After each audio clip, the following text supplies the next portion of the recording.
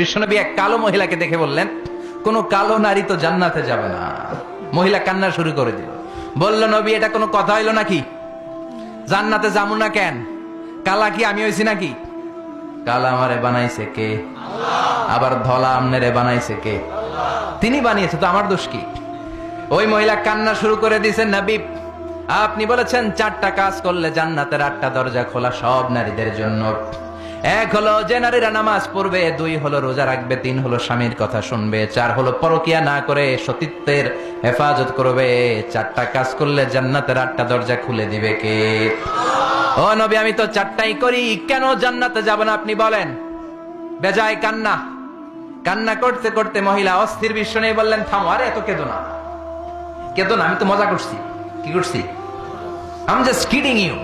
আমি মজা করেছি, আমি ফান করেছি, আমি তো রসিকতা করে বলেছি তুমি যখন জান্নাতে যাবা তখন এরকম কুচকুচে কালো থাকবা না, তোমাকে পূর্ণিমার চাঁদের মতো সুন্দরী বানায় দিবে কে?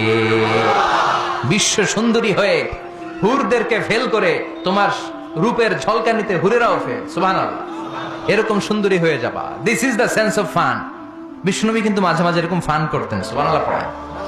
আবার এক সাহাবী নাম আব্দুল উজ্জাহ, কালিমা পড়ার পর নাম হয়ে গেল আব্দুর রহমান। এই সাহাবীর সাথে সব সময় বিড়াল থাকে। কি থাকে? জাহিলি যুগে নাম ছিল আব্দুল উজ্জা। উজ্জা একটা মূর্তির নাম, এই মূর্তির গোলাম। ইসলাম ধর্ম গ্রহণের পরে নাম রাখলো আব্দুর রহমান। কার গোলাম? জোরে বলেন। আব্দুর রহমান হওয়ার পরে এই সাহাবা সব সময় বিড়াল নিয়ে ঘুরে।